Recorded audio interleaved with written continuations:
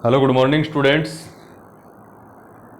अपन optics के अंदर इससे पहले 3 यूनिट है वो कंप्लीट कर चुके हैं। आज अपन 4th यूनिट स्टार्ट कर रहे हैं जिसका नाम है डिफ्रैक्शन, विवर्तन। और इसके बेसिक कंसेप्ट के बारे में अपन पढ़ चुके हैं 11th-12th के अंदर भी, यानी प्रकाश की 3 घटनाएं अभी तक अपन पढ़ चुके हैं। फर्स्ट में और सेकंड यूनिट के अंदर अपन ने पढ़ा था प्रकाश का अपवर्तन और परावर्तन से रिलेटेड जितनी भी इंसिडेंट्स थी। उसके बाद में थर्ड यूनिट के अंदर अपन ने पढ़ा था व्यतिकरण और प्रकाश से रिलेटेड चौथी सबसे बड़ी घटना है विवर्तन। उसके बाद में एक घटना और बचती है जिसको नेक्स्ट यूनिट के अंदर अपन करेंगे। तो प्रकाश से संबंधित 5 बड़ी घटनाएं हैं। प्रकाश का परावर्तन, अपवर्तन, व्यतिकरण, ये तीनों तो अपन पढ़ चुके हैं। इस चैप्टर में बात करेंगे विवर्तन की और नेक्स्ट में अपन बात करेंगे ध्रुवण, पोलराइजेशन। और पोलराइजेशन से रिलेटेड जितने भी फिनोमिना हैं जैसे लेजर वगैरह हैं, ये सारे अपन नेक्स्ट में करेंगे। तो बात करते हैं डिफ्रैक्शन। बहुत अच्छा टॉपिक है कि विवर्तन क्या होता है। अपन बात कर लेते हैं कि विवर्तन जो है वो किस प्रकार से होता है। प्रकाश का विवर्तन यानी डिफ्रैक्शन।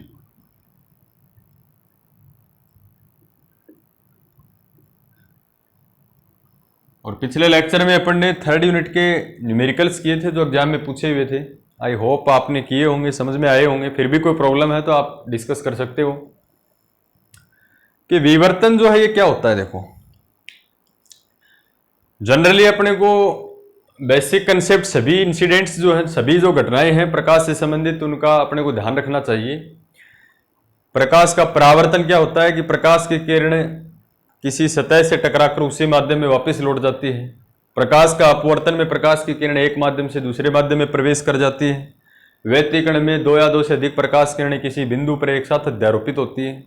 तो किसी पॉइंट पर प्रकाश की तीव्रता ज़्यादा मिलती है अपने को और किसी पर पॉइंट के ऊपर प्रकाश की तीव्रता कम मिलती है।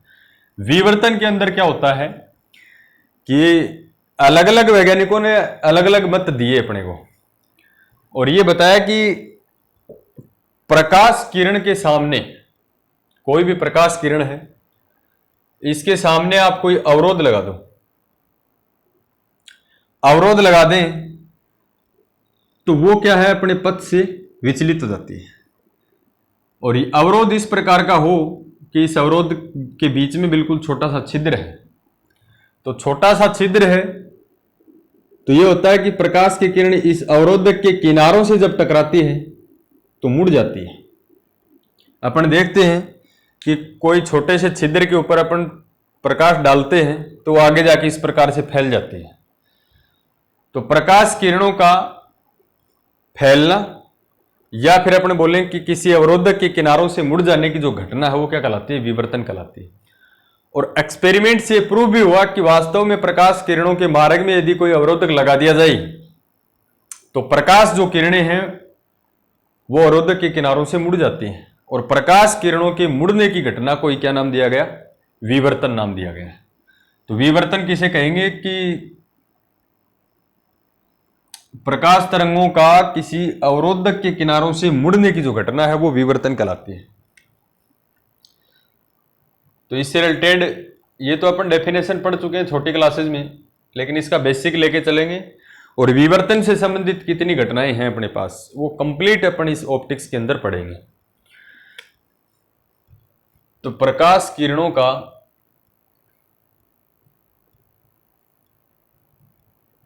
किसी अवरोधक, अवरोधक होता है बैरियर,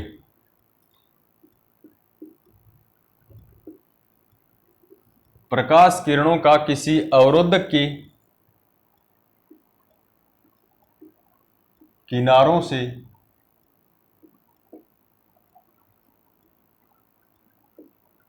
मुड़ने की घटना क्या कहलाती है, विवर्तन कहलाती है। विवर्तन कहलाती है। तो प्रकाश किरणों का किसी अवरोधक के किनारों से मुड़ने की घटना क्या कहलाती है, विवर्तन कहलाती है। जैसे अपन डिस्कस करें कि ये अपने पास कोई अवरोधक है कोई बैरियर है, इसमें एक छोटा सा छिद्र है, यहाँ प्रकाश स्रोत है, इसके ऊपर लाइट गिरेगी इस प्रकार से, तो ये आगे जाके है वो अपने छाया क्षेत्र में फैल जाती है प्रकाश किरण। जनरली अपन ये इंसिडेंट देखते भी। तो अवरोधक है ये प्रकाश स्रोत है, लाइट सोर्स, प्रकाश। अब प्रकाश स्रोत कैसा भी हो, प्रकाश किरणें अवरोधक के किनारों से मुड़ेंगी मुड़ेंगी। इसको अपन बोलते हैं बैरियर यानी अवरोधक। और किसी पर्दे के ऊपर अपने इनको देखेंगे तो ये आपको फैली हुई दिखेंगी। तो अपने को ध्यान ये रखना है कि प्रकाश किरणों का किसी अवरोधक के किनारों से मुड़ने की जो घटना है वो क्या कहलाती है, विवर्तन कहलाती है। तो ये विवर्तन का एक डायग्राम बनाया अपने बेसिक सा, अपन माइंड सेटअप करें कि इस प्रकार से विवर्तन होता होगा प्रकाश किरणों का। लेकिन अलग अलग अवरोधक के लिए प्रकाश किरणें अलग अलग तरीके से मुड़ती हैं, यानी विवर्तन की घटना का एक्सपेरिमेंट अपन करें तो वो डिफरेंट जो बैरियर होते हैं उनसे डिफरेंट डिफ्रैक्शन होता है। अब बात करते हैं कि विवर्तन तो अपने समझ में आ गया कि प्रकाश किरणों का मुड़ना ही क्या कहलाता है, विवर्तन कहलाता है। प्रकाश किरण के विवर्तन की जो खोज है वो किसने की है, तो ये मैं आपको बता दूं कि विवर्तन की जो खोज है वो सबसे पहले विवर्तन की खोज, विवर्तन एक घटना है प्रकाश की, विवर्तन घटना की खोज यानी किसने बताया था सबसे पहले, सर्वप्रथम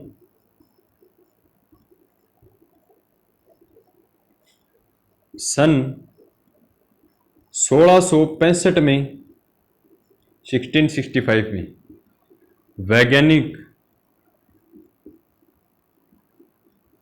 एक वैज्ञानिक हैं ग्रेमाल्डी ने की। तो विवर्तन की घटना की जो खोज है वो सबसे पहले किसने की, वैज्ञानिक ग्रेमाल्डी ने। और कब की, 1665 के अंदर। लेकिन वैज्ञानिक जो ग्रेमाल्डी था उसने केवल इतना ही बताया कि प्रकाश किरणें कहीं न कहीं अवरोधक से मुड़ती हैं, और मुड़ने की घटना को उसने विवर्तन दे दिया। लेकिन इस एक्सपेरिमेंट को इसने यहीं छोड़ दिया। तो अपन बात करें कि इसकी सही व्याख्या करने वाला जो वैज्ञानिक है उसका नाम है फ्रेनल। यानी आपसे ये पूछे कि विवर्तन की खोज है वो सबसे पहले किसने की, वो तो 1665, यानी विवर्तन नाम तो यहां से आया ग्रेमाल्डी द्वारा। लेकिन आपसे ये पूछे कि विवर्तन जो घटना है प्रकाश की उसकी प्रायोगिक व्याख्या, यानी एक्सपेरिमेंट द्वारा ये अपने को बता दिया कि प्रकाश किरणें अवरोधक से वास्तव में मुड़ती हैं, उनकी प्रायोगिक जो व्याख्या है, एक्सपेरिमेंटल जो एक्सप्लेनेशन है वो दिया था फ्रेनल ने, और वो दिया था 1818 में। विवर्तन, ये दोनों लाइन इंपॉर्टेंट हैं। विवर्तन की प्रायोगिक व्याख्या, एक्सपेरिमेंटल जो एक्सप्लेनेशन है, प्रायोगिक व्याख्या, विवर्तन की प्रायोगिक व्याख्या सन 1818 में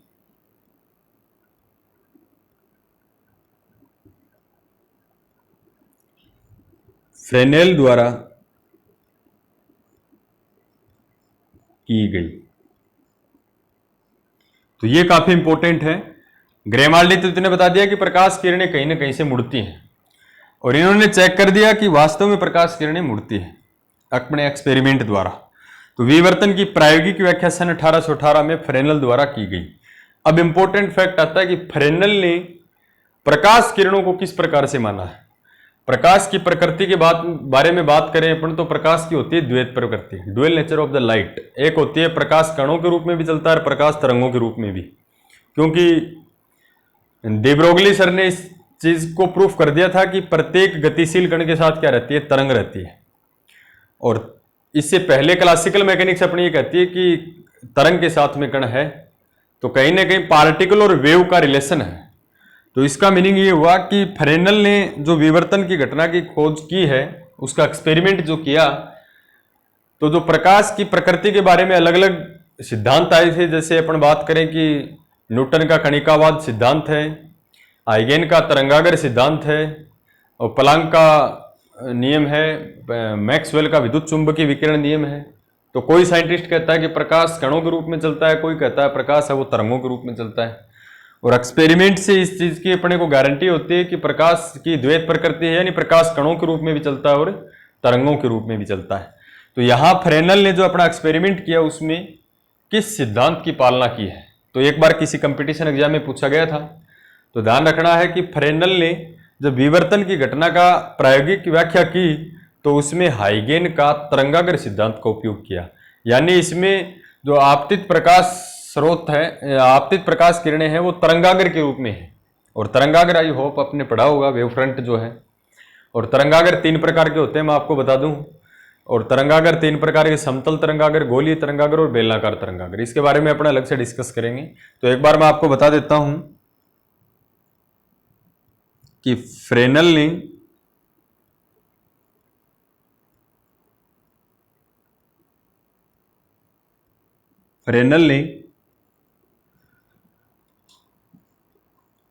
विवर्तन की व्याख्या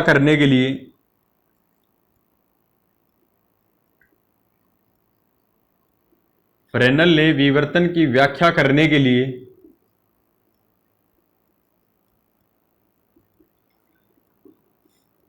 हाइगेन के तरंगाग्र, वेवफ्रंट हाइगेन के तरंगाग्र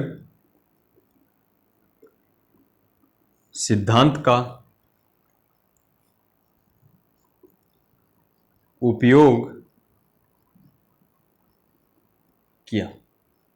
तो फ्रेनल ने जब विवर्तन की घटना की खोज की, यानी व्याख्या की इसकी, तो हाइगेन के तरंगाग्र सिद्धांत का उपयोग किया। काफी इंपॉर्टेंट है। और 1818 की ये बात है। अब बात करते हैं कि 2 साइंटिस्ट और आते हैं, उन्होंने विवर्तन को 2 पार्ट में डिवाइड किया। एक मैं आपको बता दूं कि विवर्तन के लिए 3 चीजें इंपॉर्टेंट है। प्रकाश स्रोत चाहिए आपको, और किनारों से मुड़ने के लिए अवरोधक की जरूरत पड़ेगी, और प्रकाश किरणें मुड़ी है कि नहीं मुड़ी इसको देखने के लिए अपने को स्क्रीन की जरूरत पड़ेगी, पर्दे की। तो 3 इंपॉर्टेंट फैक्ट हैं, प्रकाश स्रोत, पर्दा, और इन दोनों के बीच में कौन होता है? अवरोधक होता है। तो माइंड सेट कर लेना, विवर्तन की घटना में 3 ही चीजों की जरूरत पड़ती है, और जनरली अपन इसको कर भी सकते हैं। तो विवर्तन की घटना के लिए 3 चीजों की जरूरत है, प्रकाश स्रोत, अवरोधक और पर्दा। तो अब अपन बात करते हैं विवर्तन के प्रकार हैं वो कितने होते हैं, टाइप्स ऑफ डिफ्रैक्शन। विवर्तन की प्रकार काफी इंपॉर्टेंट यूनिट है,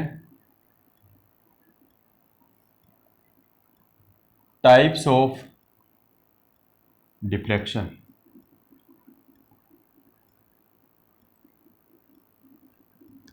तो विवर्तन होते हैं 2 प्रकार के।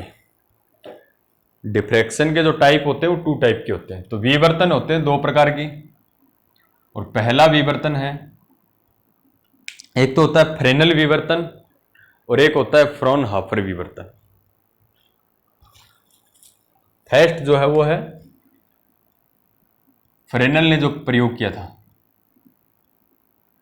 फ्रेनल विवर्तन।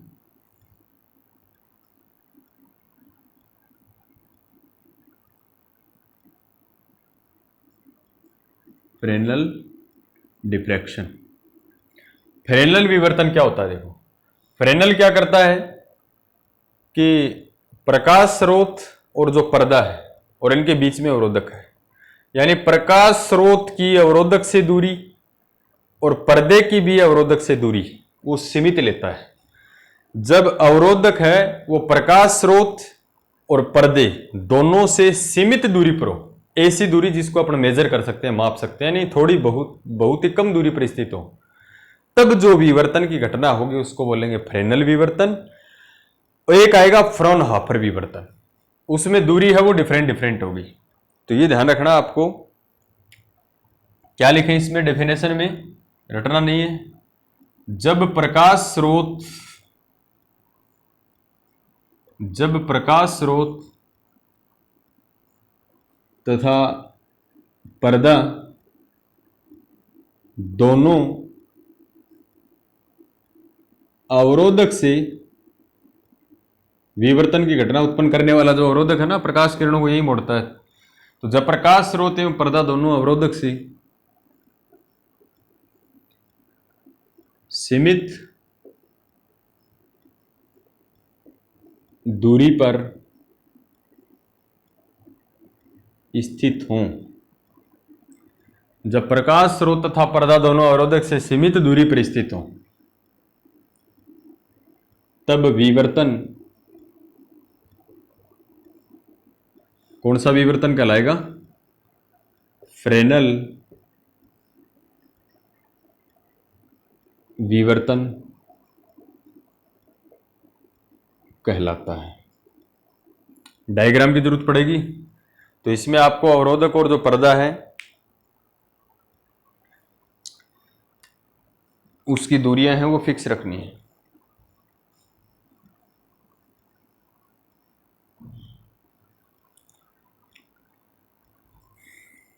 तो इसका ये प्रकाश स्रोत, ये अपन कोई अवरोधक लेंगे,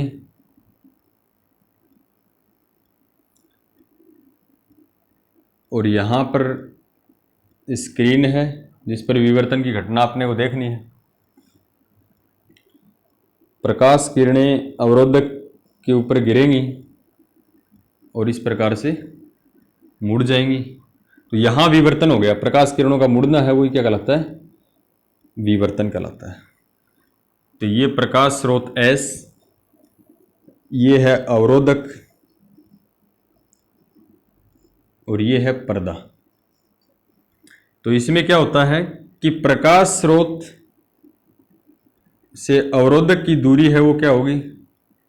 सीमित यानी फाइनाइट, और इसमें पर्दे से लेके अवरोधक की दूरी भी क्या होगी? सीमित होगी। तो ध्यान रखना है कि जब प्रकाश स्रोत तथा पर्दा दोनों अवरोधक से सीमित दूरी पर स्थित हों, तो इस प्रकार का विवर्तन तो क्या कहलाएगा? फ्रेनल विवर्तन कहलाएगा। मैंने आपको बताया कि फ्रेनल किस सिद्धांत का उपयोग करता है? हाइगेन के तरंगाग्र सिद्धांत का। तरंगाग्र होते हैं 3 प्रकार के।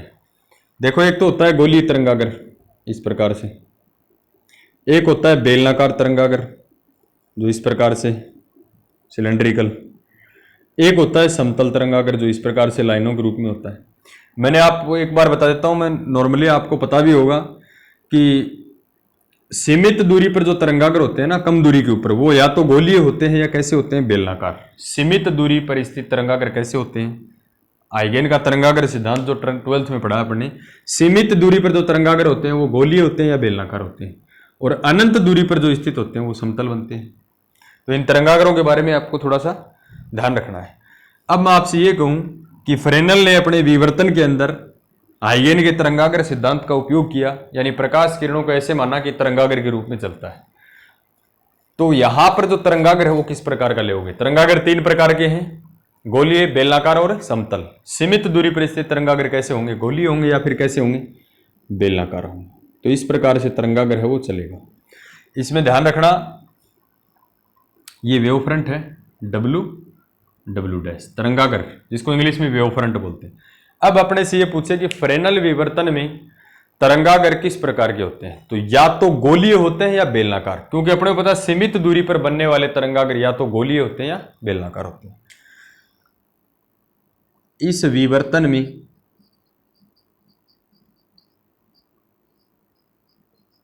आपतित जो तरंगाग्र है, इंसिडेंट जो वेव फ्रंट है, आपतित तरंगाग्र गोलीय या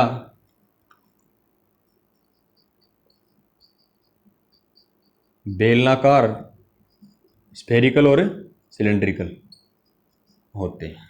इस विवर्तन में आपतित तरंगाग्र गोलीय या बेलनाकार होते हैं, क्योंकि सीमित दूरी पर, असीमित दूरी पर या तो गोलीय तरंगाग्र बनता है या बेलनाकार, दोनों में से कौन सा भी यूज ले सकते हो आप। उसके बाद में आता है सेकंड डिफ्रैक्शन, और सेकंड डिफ्रैक्शन का नाम है फ्रॉनहोफर विवर्तन।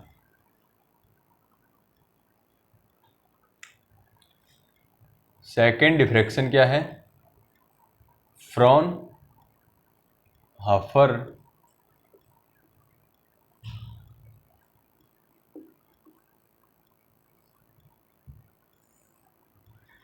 ये भी साइंटिस्ट है जिसने अपना जो डिफ्रैक्शन है वो अलग तरीके से बताया है।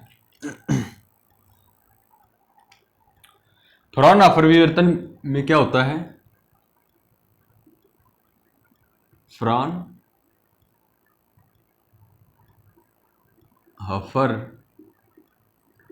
डिफ्रैक्शन, इसके अंदर क्या होता है? कुछ नहीं करना, आपको सीमित की जगह असीमित करना है। ऐसी दूरी जिसको अपन मेजर नहीं कर सकते, या फिर मेजर तो कर सकते हैं लेकिन इससे थोड़ी ज्यादा दूरी होगी। यानी अपन ये बोले कि प्रकाश स्रोत और पर्दा है वो अवरोधक से कितनी दूरी पर हो? असीमित दूरी पर हो। जब प्रकाश स्रोत लाइट सोर्स तथा पर्दा एंड स्क्रीन दोनों बोथ अवरोधक से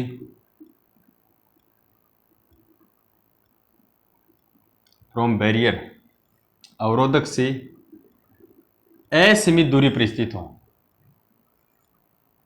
असीमित दूरी पर स्थित हूं, लोकेलाइज्ड एट इनफाइनाइट डिस्टेंस स्थित हों, तब विवर्तन देन डिफ्रैक्शन कौन सा विवर्तन कहलाएगा? फ्रॉनहोफर विवर्तन कहलाता है। Then diffraction is known as Fraunhofer diffraction. तो इसमें तो कुछ है कि सीमित है और इसमें असीमित है। तो इसका डायग्राम बनाए तो डिस्टेंस जो है वो आपको थोड़ी सी ज़्यादा लेनी पड़ेगी उस फ्रेनल के कंपेयर में।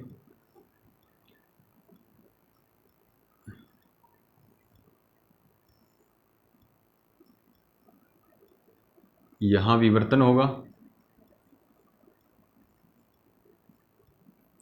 तो ध्यान रखना है, ये प्रकाश स्रोत S है, ये अवरोधक है, ये पर्दा है।